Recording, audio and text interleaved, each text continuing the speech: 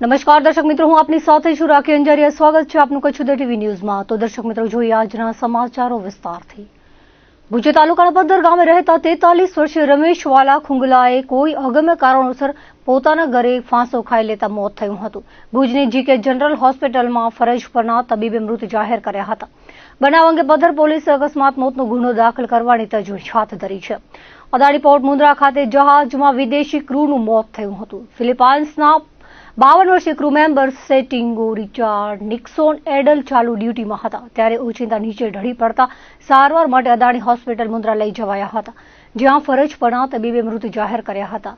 આ તરફ નલિયા એરફોર્સ ખાતે રહેણાંક મકાનમાં રાજસ્થાનના 40 વર્ષીય બુધારામ ઝવેરીલાલ બેભાન અવસ્થામાં મળી આવ્યા હતા, જેને સારવાર માટે નલિયા CHC લઈ જતા તબીબે મૃત જાહેર કર્યા હતા. ભચાઉ તાલુકાના સામખિયાળી ગામે શાંતિનગર પ્લોટ વિસ્તારમાં પતિએ ફિલ્મી ઢબે પત્નીને આંતરીને હત્યાનો પ્રયાસ કર્યો હતો. ફરિયાદી રઝિયાબેનના જણાવ્યા પ્રમાણે તેઓ આંગણવાડી વર્કર તરીકે કામ કરે છે. મામાના દીકરા ઉમરાવ માની ગાડીમાં તેઓ ગાંધીધામ ખાતે ઘર સામાન અને માતાની દવા લેવા માટે ગયા હતા. પરત આવ્યા ત્યારે સામખિયાળી પુલ નીચે તેમની ગાડીની આગળ બોલેરો ઊભી રહી હતી, જેમાં ડ્રાઈવર સીટ ઉપર સરફરાઝ અનવર જેડા અને બાજુમાં અન્ય એક માણસ બેઠો હતો. ક્રેટા રોકવાનો ઇશારો કર્યો હતો. આ દરમિયાન નંબર પ્લેટ વગર I-20 કાર ઊભી રહેતા મામાના દીકરાએ ગાડીની સ્પીડ વધારી મકાન બાજુ વાળી હતી. આ દરમિયાન ફરિયાદીના પતિ રહીમ શેર મહમદ રાવમાએ નંબર પ્લેટ વગરની I-20 કારમાંથી ઉતરી ફરિયાદી પર હુમલો કરી માર મારી જબરદસ્તી ગાડીમાં બેસવાનું કહ્યું હતું. જો ગાડીમાં ન બેસે તો જાનથી મારી નાખવાનું કહ્યું હતું. મારા પર જેટલા કેસ કર્યા છે તે પાછા ખેંચી લે તેમ જણાવી દુપટ્ટો હાથ આવી જતા દુપટ્ટા વડે ગળે ટૂંપો આપવાનો પ્રયાસ કર્યો હતો. રાડારાડ કરતા આસપાસના લોકો દોડી આવ્યા હતા, જેથી આરોપી નાસી ગયો હતો અને ફરિયાદીએ ગાડામાં પહેરેલ સોનાની ચેન અને મોબાઈલ મળી કુલ 87,200ની લૂંટ કરી આરોપીઓ નાસી ગયા હતા, જેથી પતિ રહીમ સરફરાઝ અને એક અજાણ્યા માણસ સામે હત્યાના પ્રયાસ, લૂંટ સહિતની કલમો તળે સામખિયાળી પોલીસમાં ફરિયાદ કરવામાં આવી હતી, જે આધારે પોલીસે આગળની કાર્યવાહી હાથ ધરી છે. તો બીજી તરફ ગાંધીધામના સુંદરપુરી વિસ્તારમાં કરિયાણાની દુકાન બંધ કરીને ઘરે જતા વેપારી ઉપર 2 શખ્સોએ છરી વડે જીવલેણ હુમલો કરી હત્યાનો પ્રયાસ કર્યો હોવાની ફરિયાદ નોંધાઈ છે. સુંદરપુરીમાં રહેતા 42 વર્ષીય ખીમજી ડાયા થારૂ કરિયાણાની દુકાન ધરાવે છે. તેઓ દુકાન બંધ કરીને મોપેડથી ઘરે જતા હતા. તેવામાં રસ્તામાં મનીષ આત્મારામ ઉર્ફે આતુ બડિયા અને તરુણુ પપ્પુ બારોટ આવ્યા હતા અને ખીમજીભાઈને એક્ટિવાને આંતરી મારવામાં આવ્યો હતો. મનીષે છરી કાઢી મારી નાખવાના ઈરાદે આધેડ પર હુમલો કર્યો હતો અને 3 ઘા ઝીકી દેવાયા હતા. દુકાનદારે રાડારાડ કરતા લોકો એકઠા થતા આ બંને શખ્સ નાસી ગયા હતા. ઘવાયેલા આધેડને સારવાર અર્થે લઈ જવાયા હતા.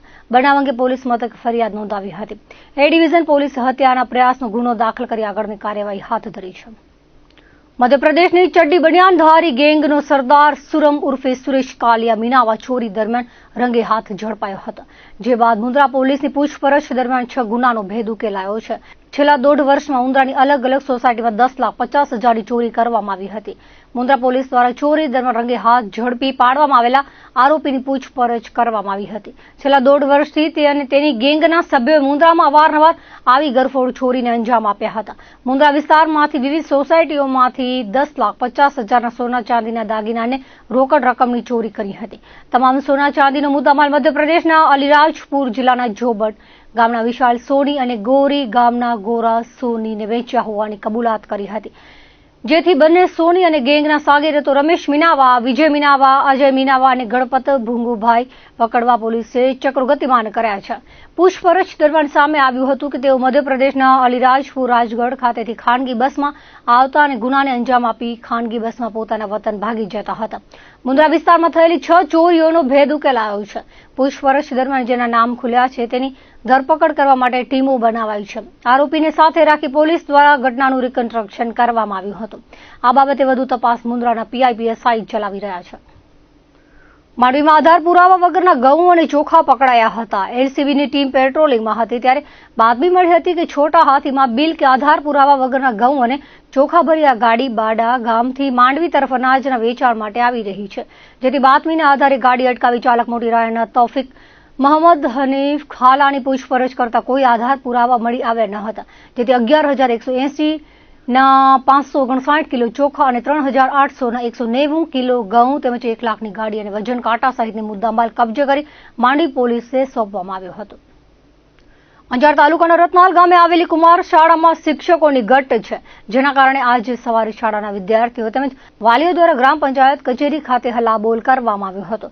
વિદ્યાર્થીઓએ હાથમાં બેનર લઈ વિરોધ નોંધાવ્યો હતો અને હમારી માંગે પૂરી કરોના નારા લગાવ્યા હતા। સમૃદ્ધ ગણાતા ગામમાં શિક્ષકોની ઘટથી વિદ્યાર્થીઓને ભારે હાલાકી વેઠવી પડે છે, પરંતુ શિક્ષકો આપવામાં આવે તેવી માંગ ઉઠી છે। વાલીઓ અને વિદ્યાર્થીઓ દ્વારા ગ્રામ પંચાયતની કચેરીમાં તલાટી સમક્ષ રજૂઆત કરવામાં આવી હતી। વાલીઓના કહેવા પ્રમાણે શાળામાં 200થી વધુ વિદ્યાર્થીઓ છે અને તેઓ સામે અપૂરતા શિક્ષકો છે, જેથી બાળકના અભ્યાસ પર અસર ન પડે તે માટે તમામ મહેકમ પ્રમાણે વિષયવાર શિક્ષકો હોવા જોઈએ તેવો મત રજૂ કર્યો હતો। આ બાબતે સરપંચ પ્રતિનિધિ ત્રિકમભાઈએ વિગતો આપતા જણાવ્યું હતું કે તાજેતરમાં 2 શિક્ષકોની જિલ્લા ફેરબદલીમાં બદલી થઈ છે। હાલમાં શાળામાં 4 જેટલા શિક્ષકો છે અને આગામી ભરતીમાં નવા શિક્ષકો ગામની શાળાને મળશે તેવી ધરપત વાલીઓને આપવામાં આવી હતી। ભારત સરકારના ગૃહ અને શહેરી કાર્ય મંત્રાલય દ્વારા જાહેર કરાયેલ વર્ષ 2024ના સ્વચ્છતા સર્વેક્ષણના પરિણામો ફરી એક વખત કચ્છની નગરપાલિકાઓ માટે ચિંતાનો વિષય બની રહ્યો છે। દર મહિને લાખો રૂપિયા સફાઈ પાછળ ખર્ચવા છતાં ભુજ અને ગાંધીધામ જેવી મહત્વની નગરપાલિકાઓ દેશ સ્તરે પાછળ ધકેલાઈ ગઈ છે। મહાનગરપાલિકા બનાવવા ભણી અગ્રેસર ભુજ નગરપાલિકાએ રાષ્ટ્રીય સ્તરે છેલ્લા વર્ષના 446માં ક્રમમાંથી ઉછાળો લેતા 82 ક્રમ સુધારા સાથે 364મો ક્રમ મેળવ્યો છે। જો કે રાજ્ય સ્તરે ભુજ માટે આ વર્ષ નિરાશાજનક રહ્યું છે। ગયા વર્ષે રાજ્યમાં 30મો ક્રમ ધરાવતી ભુજની નગરપાલિકા 108 ક્રમ પાછળ હટીને હવે 138મા ક્રમે ધકેલાઈ ગઈ છે। સફાઈના પોઈન્ટની વાત કરીએ તો 12,500માંથી ફક્ત 7,187 પોઈન્ટ મળ્યા છે, એટલે કે માત્ર 57.50% જ સફાઈ પૂરી થઈ છે। આ સાથે એ પણ નોંધપાત્ર છે કે શહેર દર મહિને લગભગ 75 લાખનો ખર્ચ સફાઈ પર કરે છે, છતાં પણ સંપૂર્ણ સફાઈ હજી સપનામાં જ રહી છે। અંજાર, ભુજ અને ગાંધીધામ નગરપાલિકાઓ 50,000થી 3 લાખની વસ્તીવાળા વર્ગમાં છે, જ્યારે ભચાઉ, રાપર અને મુન્દ્રા, બારોઈ નગરપાલિકાઓ 20,000થી 50,000 વસ્તી ધરાવતી કેટેગરીમાં આવે છે। સ્વચ્છ ભારત મિશન હેઠળ કરોડો રૂપિયાની સરકારી સહાય મળી રહી છે, પણ જો સ્થાનિક તંત્ર જમીન પર તાત્કાલિક અને અસરકારક કામગીરી નહીં કરે તો આવનારા વર્ષમાં પણ કચ્છની નગરપાલિકાઓ માટે આંકડાઓ નિરાશાજનક જ રહેશે। રિપોર્ટથી સ્પષ્ટ થાય છે કે માત્ર રિપોર્ટિંગ કે ખર્ચથી કામ નહીં ચાલે। નાગરિકોની ભાગીદારી, કર્મચારીઓની જવાબદારી અને તંત્રની વાસ્તવિક કામગીરી સિવાય સ્વચ્છતાનું લક્ષ્ય દુર્લભ છે। હવે જરૂર એ છે કે શબ્દોથી કામ નહીં પણ પરિણામોથી પ્રગટ થતું એક્શન નજર પડે તે જરૂરી બન્યું છે। મહાનગરપાલિકા બનેલા ગાંધીધામ અને આદિપુર શહેરો માટે અહેવાલ વધુ ચિંતાજનક છે। અહીં દર મહિને 1 કરોડ રૂપિયાથી વધુ ખર્ચ થતો હોવા છતાં રાષ્ટ્રીય ક્રમ 214મો અને રાજ્યમાં 99મો ક્રમ મળ્યો છે। 50,000થી 3 લાખની વસ્તી ધરાવતા શહેરોના વર્ગમાં આવતા ગાંધીધામને આ સર્વેક્ષણમાં એક પણ સ્ટાર મળ્યો નથી। ડોર ટુ ડોર કચરો એકત્ર કરવાની વ્યવસ્થા, સૂકા ભીંજેલા કચરાથી છટણી અને કચરાને ખાતરમાં પરિવર્તિત કરવાની પ્રક્રિયામાં શહેર પાછળ પડ્યું છે। પ્રશાસન ભલે દાવો કરે કે ગત વખતની સ્થિતિ સુધરી છે, પરંતુ મેદાન પરની હકીકત જુદી જ છે। શહેરીજનોના મતે ખરેખર જમીન પર કામ થાય તો જ નક્કર પરિણામો દેખાશે। કચ્છમાં હાલમાં જ શિક્ષણ સત્ર શરૂ થયું છે, પરંતુ શાળાઓમાં શિક્ષકોની ઘટ છે, ત્યારે સરકાર દ્વારા સ્પેશિયલ વિદ્યા સહાયકોનો ભરતી કરવાની જાહેરાત કરાઈ છે, ત્યારે ઝડપી કામગીરી ચાલુ કરવામાં આવે તેવી માંગ કરી હતી। હાલમાં ધોરણ 1 થી 5ની સામાન્ય ભરતી પૂર્ણ થઈ છે। કચ્છમાં હાલ 4,800 જેટલી શિક્ષકની જગ્યાઓ ખાલી છે। કચ્છમાં સ્પેશિયલ વિદ્યા સહાયકની ધોરણ 1 થી 5ના તબક્કાની ભરતી પ્રક્રિયા હાલ શરૂ કરી દેવામાં આવે તો બાળકોના શિક્ષણમાં સુધારો આવી શકે અને શાળાઓમાં શિક્ષકોની ઘટ ઓછી થઈ શકે તેમ છે, જેથી તાત્કાલિક ભરતી કરવામાં આવે તેવી સાંસદને રજૂઆત કરવામાં આવી છે। આ વેળાએ ઉમેદવારો લક્ષ્મીબેન ગઢવી જાહલ, ટ્વિંકલ પવાણી, જરાદી ફાલ્ગુની, નેહલ ભાટી, ચારણ રતનબેન જાડેજા, શિવભદ્રસિંહ સહિતના જોડાયા હતા। અમારે જે પ્રશ્ન ઈ જ છે કે અમારા સાથે નાઇન્સાફી થઈ છે, કેમ કે અત્યારે ભરતી ચાલુ છે ને આજે પૂરા ગુજરાતમાં બધા શિક્ષકો હાજર પણ થઈ ગયા છે અલગ અલગ જિલ્લામાં। એક કચ્છ જિલ્લાના જ ખાલી વિદ્યાર્થીઓ અને શિક્ષકો બંને, વિદ્યાર્થીઓ શિક્ષક વિહોણા છે અને શિક્ષકો વિદ્યાર્થીઓ વિહોણા છે। અત્યારે અમે નોકરી વિહોણા થઈ ગયા છીએ। અત્યારે અમારી હાલત એવી છે કે અમે નથી બીજા જિલ્લામાં જવા જેવા, કેમ કે અમને અમારા જિલ્લા પ્રત્યે પ્રેમ છે। અમે અહીંયા કને જન્મ લીધો છે, અહીંયા મોટા થયા છીએ અને અહીંયાના વિદ્યાર્થીઓની ભાવનાઓને અમે સમજીએ છીએ, એટલે અમને એમ થાય થાય કે અમારા વિદ્યાર્થીઓ અમારે કચ્છી ભાષા સમજીએ છીએ, અમારા કને જ ભણે ને અમે મેરિટમાં પણ આવીએ છીએ. એવું નથી કે અમે મેરિટમાં પણ નથી આવતા. અમને મળી ગઈ છે નોકરી. જામનગરમાં મને મળી છે, મારા બીજા જે ઉમેદવારો છે, સાથી ઉમેદવારોને બધાને મોરબી અલગ અલગ જિલ્લામાં લીધેલી જ છે નોકરી. પણ અમે આજે જતી કરી કેમ કે અમે કચ્છમાં નોકરી કરવા ઈચ્છીએ છીએ. અમે કચ્છમાં નિવૃત્તિ પણ અમે સ્વીકારી છે કેમ કે અમે કચ્છના સ્થાનિક ઉમેદવારો છીએ. અમે મેરિટમાં પણ આવીએ છીએ. અમારી ડિમાન્ડ એટલી છે કે આમાં અમારો શું વાંક? આજે ગુજરાતના બીજા બધા જે ઉમેદવારો છે એ લોકો આજે નોકરીએ ચડી જશે, એ લોકોને બધા નોકરી કરતા થઈ જશે. અમે અમારી સિનિયોરિટી પણ ગુમાવશું કેમ કે અમને એક તો કચ્છની ભરતી હજી ક્યાંય થઈ નથી, ગુજરાતની ચાલુ થઈ ગઈ છે. બરોબર, આજે બધાના અભિનંદનના મેસેજ બધાને આવે છે, પણ અમે છતી નોકરી અમે અભિનંદન નથી લઈ શકતા કેમ કે અમે કચ્છની ભરતીની વાટ જોઈએ છીએ. તો અમારી ડિમાન્ડ એક જ છે કે કચ્છની ભરતી જલ્દીથી જલ્દી ચાલુ કરવામાં આવે, જેથી કચ્છની સ્કૂલોની પણ પરિસ્થિતિ, શિક્ષણની પરિસ્થિતિ સારી થાય. કચ્છના ઉમેદવારો જે અમે છીએ કે જે મેરિટમાં આવીએ છીએ, એવું નથી કે નથી આવતા, નહીં અમે કોઈ ડિમાન્ડ કરીએ છીએ, અમે આવીએ છીએ. તો અમારી ડિમાન્ડ એક જ છે કે તમે જલ્દીથી જલ્દી ધોરણ 1 થી 5ની ભરતી પૂરી થઈ ગઈ છે સામાન્યની ગુજરાતમાં, તો કચ્છની ભરતી હવે ચાલુ થવી જોઈએ. 1 થી 5 વિદ્યા સહાયકની જે ભરતી ચાલે છે એનામાં ગુજરાતમાં જે ભરતી હતી એનામાં બી ફોર્મ ભરેલું અને મેરિટમાં આવી ગઈ છું. અને કચ્છ જે સ્પેશિયલ ભરતી 1 થી 8 વિદ્યા સહાયકની એનામાં પણ મેરિટમાં આવી ગઈ છું. આમાં ફોર્મ ભરેલું છે. અને અત્યારે અમે લોકો વિનોદભાઈ ચાવડા પાસે રજૂઆત લઈને આવ્યા છીએ અમારા પ્રશ્નની કે જે ગુજરાતવાળી ભરતી છે એનામાં 1 થી 5ની જે વિદ્યા સહાયકની ભરતી છે એની જિલ્લા પસંદગી બી પૂર્ણ થઈ ગઈ અને આજે તારીખ 17/7 એટલે કે આજે ગુરુવાર, આજે સ્થળ પસંદગી અને શાળા પસંદગી બી ચાલુ છે.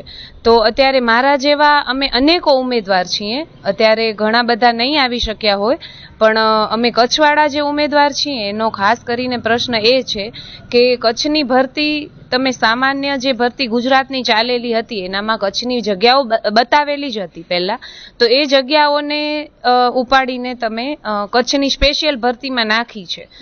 કાંઈ વાંધો નહીં, અમને જ્યાં નિમણૂક ત્યાં નિવૃત્તિ, એટલે કે કચ્છમાં એક શરત બી મૂકવામાં આવી કે કચ્છવાળા જે વિદ્યાર્થીઓ ઉમેદવારો છે એમને કચ્છમાં ભરતીમાં ફોર્મ ભરવા મળશે, પણ સાથે જ્યાં નિમણૂક હશે ત્યાં જ તમને નિવૃત્તિ મળશે, એટલે કે જિલ્લા ફેરનો કોઈ ચાન્સ નહીં રહે. તો અમે એ મુદ્દો પણ ઘેનાર્યા વગર અમે એ ભરતીમાં સ્કીપ કરીને અમે આ ભરતીની રાહ જોઈને બેઠા છીએ. અત્યારે 2 મહિના થઈ ગયા છે.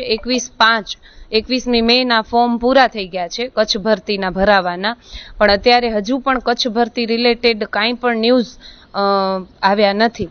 તો અમારો એ જ બસ એક કહેવાનો થાય છે કે તમે જલ્દીથી જલ્દી આ પ્રક્રિયાને આગળ વધારો. જો દરેક જિલ્લાઓની કમ્પેરિઝનમાં તમે જોવા જાઓ તો કચ્છ ભરતી છે એનામાં કચ્છમાં છે વધુમાં વધુ શિક્ષકોની ઘટ છે અત્યારે. એટલા માટે 4300 શિક્ષકોની સ્પેશિયલ ભરતી આપી દીધી છે. બધા જિલ્લાઓમાં ભરતી ચાલુ છે, એના કરતાં કચ્છમાં વધુમાં વધુ શિક્ષકોની ભરતી આપી દીધી છે. જો તમે આટલો સ્ટેપ અમને કચ્છના ઉમેદવારો માટે તમે કર્યો છે, વિદ્યા સહાયકોની ભરતી આપી છે, તો બસ હવે એક રિક્વેસ્ટ ઈ જ છે કે ઉપર સરકારશ્રી અમારો ઈ પ્રશ્ન સમજે કે ભાઈ હવે વાર ન કરે. શિક્ષકો વિહોણી શાળાઓ પણ છે અને અમે લોકો ઉમેદવારો પણ બહુ કાગડોળે રાહ જોઈને બેઠા છીએ. તો ભરતી જલ્દીથી જલ્દી આગળ વધારે.